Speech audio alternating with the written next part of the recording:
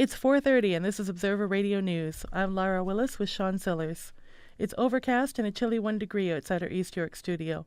Now here are the headlines. A Leslieville fire has sent one man to hospital. Police have made another arrest in the murder of Jane Creba. Over 200 people in Italy have been killed by yesterday's earthquake. Now to our top story. A house fire has sent an 80-year-old man to hospital with no vital signs. The Gainsborough Drive home was engulfed by flames just before 1 o'clock this afternoon. Firefighters responded within 5 minutes and pulled an elderly resident from the blaze. CPR was performed and the man has been transferred to Toronto East General Hospital. His injuries are considered extremely critical. 40 firefighters and 8 fire trucks are battling the fire. The house has been gutted and officials are concerned that the roof could collapse. It is uncertain if the man was alone in the house when the fire broke out. Police have made another arrest in the 2005 murder of Jane Creba. 27-year-old Dorian Wallace was arrested in London, England last Thursday. He faces charges of manslaughter for his alleged role in the notorious Boxing Day shooting. Authorities have started extradition proceedings to bring Wallace back to Canada. An earthquake struck Italy early yesterday morning, killing at least 207 people. Another 1,500 are injured. The quake measured 5.8 on the Richter scale. It struck the city of L'Aquila in central Italy. Aftershocks have been hampering rescue efforts. Tens of thousands of people are homeless and are being sheltered in makeshift tent cities. Italy's Civil Protection Agency dismissed warnings that an earthquake would strike. A seismologist with the National Institute of Astrophysics reportedly predicted the quake weeks ago. Sue Johansson was at Centennial College's Progress campus last week. The visit was part of her Talk Sex with Sue tour. Johansson has dazzled audiences with her phone-in TV show since 2002. She spoke to students for an hour and a half about the ins and outs of sex. Greg Masick has this report. Give it a hand for Sue Johansson. Sue Johansson arrived to a warm welcome in the main events hall at the Student Center of Centennial College's Progress campus. She has spent over 30 years talking to over 20,000 students about sex. She told students that Canadian sex education doesn't tell students about what they want to know about the subject. Talking about sex is probably one of the hardest things you will ever do. It is so personal, so private, so embarrassing.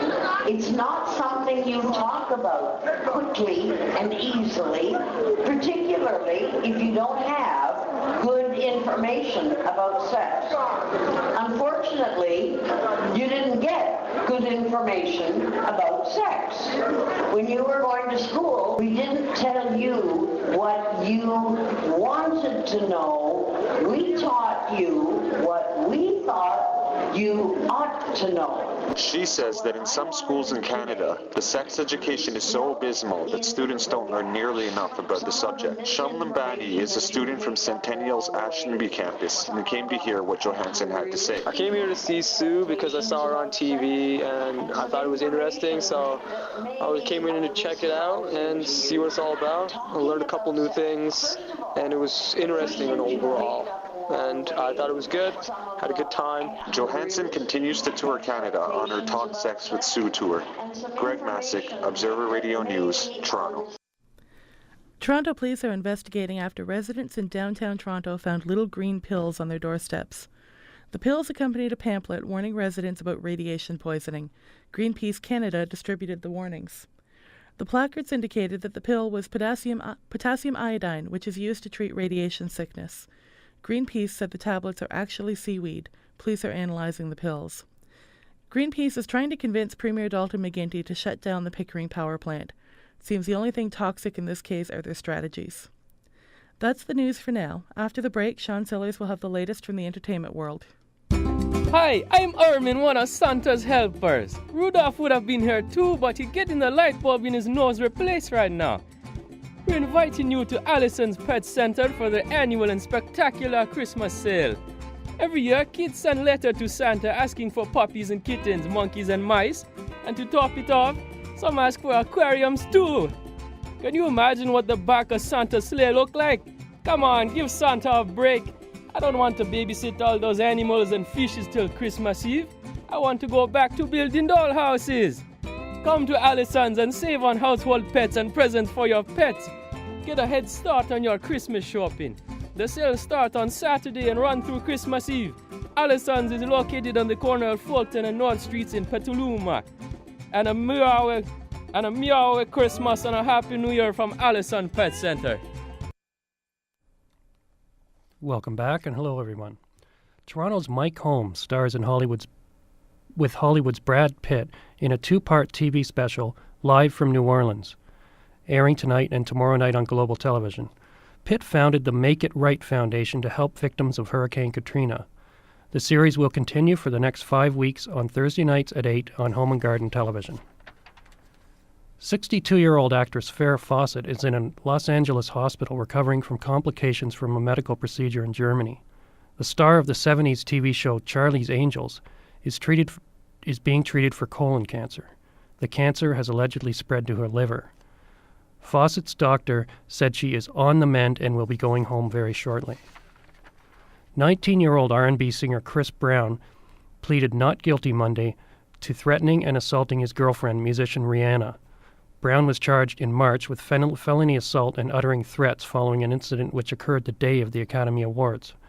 Within moments of the plea, lawyers for Rihanna issued a statement saying she hoped a plea bargain could be reached in order to avoid a trial. A Toronto woman is finding that becoming a vegetarian can take more than willpower. Sometimes it means battling not only old eating habits, but one's own family. Rima Ramul reports.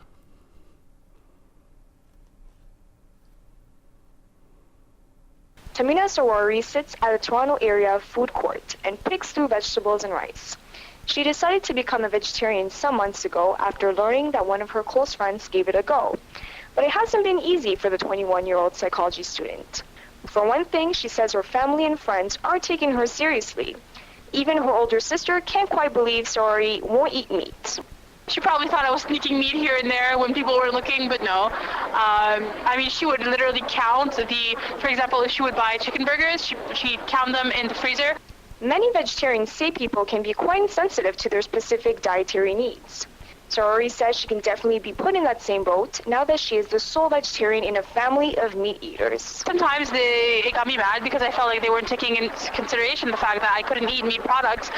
And it's hard when your mom, for example, when my mom would cook rice with a side of meat and nothing else, you know what I mean? So it's kind of like, great, you're feeding me dry rice? Thanks, what is this, prison? Or perhaps a form of torture? Sarori thinks her folks are even trying to tempt her in order to test her. It was kind of like the world was working against me because as soon as I started to become a vegetarian, all the best meats in the world would just, be presented at dinner time. For her part, Sarori admits there's probably a very good reason why her family isn't buying into her new eating habits completely. After just 2 months of being a vegetarian, she's already informed them that she's going back to eating chicken. Just for a bit, because she misses the taste. Rima Ramul, Observer Radio News, Scarborough. That's all for us. You can hear more news online at ondemand.centennialcollege.ca. On behalf of all of us here at Observer Radio News, thanks for listening and have a great evening.